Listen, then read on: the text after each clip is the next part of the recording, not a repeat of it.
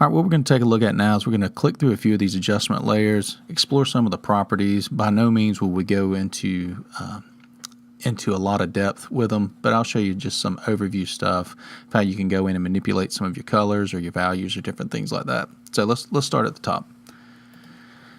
Brightness contrast, sliding it to the right or to the left is going to make it brighter or darker or add more or less contrast to your image. Levels and curves work very similar. They deal on the surface with brightening and darkening all the channels in the image. But what we see here is we have a midtone slider, we have a highlight slider, and we have a shadow slider. So on the surface. So you can make your image darker, you can make your image brighter, adding contrast, and so on and so on. And you also have a couple of output levels. So if I needed to clip out some darks, I could clip out some of the darker values. I could clip out some of the brighter values, and that does have a visible effect on the value of my image. At this point, there's no right or wrong way to do it. So I'm going to turn that one off, and I'll introduce the curves. The curves adjustment works pretty much the same way. You can add brightness, you can add darkness just by manipulation of these curves, but you can have some pretty cool control over the shadowed areas of an image. If you want to make your shadows darker, make your shadows brighter.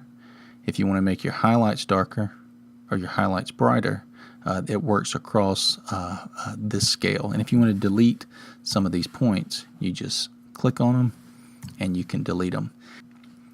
Hue saturation is going to allow us to change our hue as a whole, and you'll see up here that it has a master. This means that it's affecting all the colors at the same time. Now there's a lot of depth that we can go into this with, but we just want to scratch the surface. We can use this slider to manipulate all of the hues. We can use it to manipulate or add saturation or take saturation out. We can use it to brighten overall or darken overall. And again, this is affecting everything. We have some presets here which you can go through and click through if you choose to. Increase saturation, red boost, different stuff like that. I'm just going to click back on default.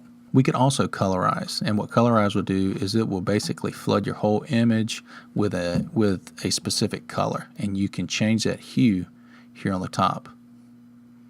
So if I wanted to flood it with blue, gives a very monochromatic feel. I can bump the saturation up. I can turn it down. I'm going to deselect that and go back into this.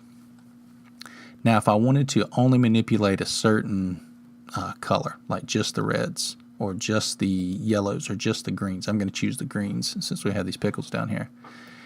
I can go in now and I can manipulate these just as a whole. Some greens. If I wanted to manipulate the yellows, but this is a really, really powerful panel, and I encourage you to go in and play around with it as well. I'm going to turn it off, and I'm going to go to the next one, which is going to be color balance. Now, color balance is controlled through shadows, through midtones, or through highlights, and we can affect the colors that we push into each of these areas just by choosing. Midtones is usually the one that's by default. So if I wanted to push more reds into my midtones, more greens or more magentas or more blues or more yellows, I can just move these sliders right here. If I choose to use my shadows, it's going to be the dark areas of my image. Then I can push more blues into here, more greens, more magentas, whatever it is, more yellows or whatnot. And then I could do the same with my highlights, and it should only affect those highlighted areas. So blue, a little more, and there we go. Next one we're going to look at is black and white. Black and white adjustment layer takes your image and adds an adjustment layer on it that converts your image over to black and white. The colors that are present here, like these yellows and greens and whatnot, and some of these skin tones that are in this image, you're not really controlling the color of them. You're controlling how dark or how light that area will appear within the black and white realm. So if I have these yellows and I want these pickles to be brighter, then I can control how bright what was yellow in this area is going to be, or how dark it's going to be. If there are any red values, I can brighten those up or darken those areas. So there's a lot of control over here, just working with the black and white. There are some presets here as well. If you want to click through some of these, you can check those out. Photo filter. Photo filter is a quick way to add an overlay to warm your image, to cool your image, or to overlay it with just a specific color, and you can intensify that by turning up the density or de-intensify it by turning down the intensity. Channel mixer, we'll get into this one a little bit more later, but it's basically just a brightening or darkening of your channels. Invert is just a non-destructive way to invert your colors. Posterize, we're going to skip that one for right now. Threshold, we'll come back to that one when we get into brushes. Selective color, this one probably could use one completely on its own, but you can play around with it for right now. Probably one of your most powerful ones is going to be the gradient map. And what it does, without going into too much depth, is it allows you to choose a gradient. Let's just say something like this. I'm going to click OK. You can choose any gradient. And what this will do is this will push one of those colors into your shadowed areas.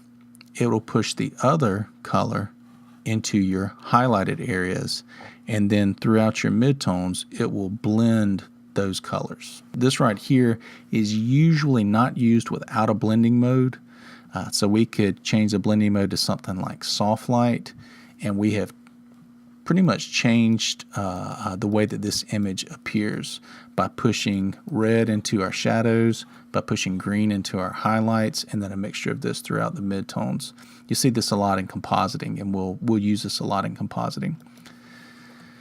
But that was just a really fast overview of what a lot of these adjustments do. We'll explore some more of these in class over the next few weeks, but that's just to kind of get your feet wet with it, and you can go in and you can explore these and play around with these this week in class.